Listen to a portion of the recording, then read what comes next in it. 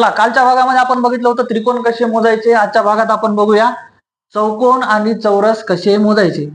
तर इथं चौकोन आणि चौरस दाखवलेले आहेत बघा. याच्यामध्ये चौकोन म्हणजे कुठलीही अशी आकृती जिला असल्या पाहिजे चार बाजू, आणि चौरस म्हणजे ज्याच्या चारही बाजू कशा असल्या पाहिजे, समान. कशा असल्या पाहिजे, समान. आता याच्यामध्ये हे दिलेलं आहे, हा चौकोन आहे, हा चौकोन आहे, हा चौकोन आहे, आणि हा आहे चौरस. काय आहे हा, चौरस. याच्यामध्ये चार बाजू असणं महत्वाचं, आणि याच्यामध्ये चारही दिलेल्या बाजू काय, समान असणं महत्वाचं आहे. तर आपण बघूया चौकोन कशा पद्धतीनं मोजायचे. चौकोन मोजण्याची पद्धत अशी आहे, ही जी काय आपण आडवी मांडणी केलेली आणि उभी मांडणी केलेली, याची करायची बेरीज आणि दोघांचा करायचा गुणाकार.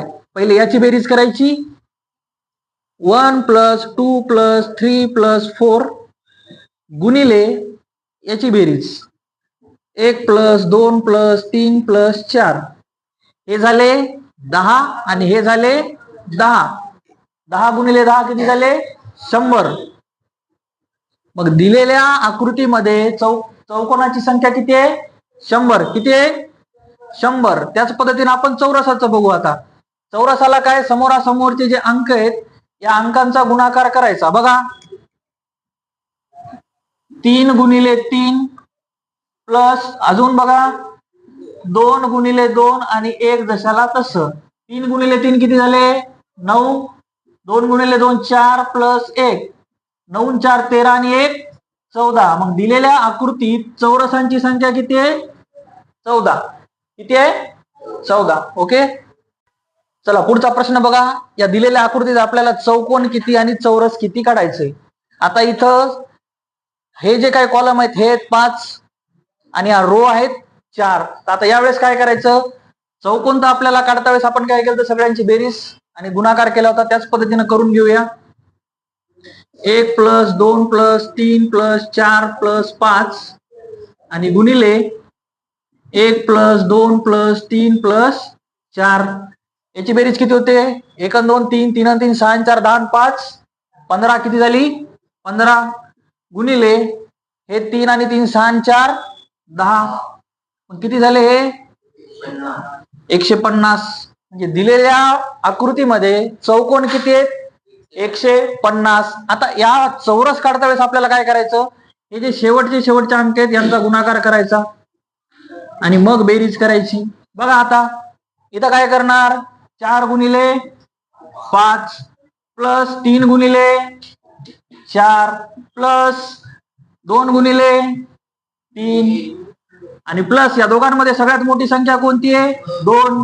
मग ही काय करायची, जशाला तशी ठेवायची. 4 गुणिले 5 20, 3 गुणिले 4 12, 2 गुणिले 3 6 प्लस 2 किती झाले, 20 आणि 12 32, 32 आणि 6 38, 38 आणि 2 40.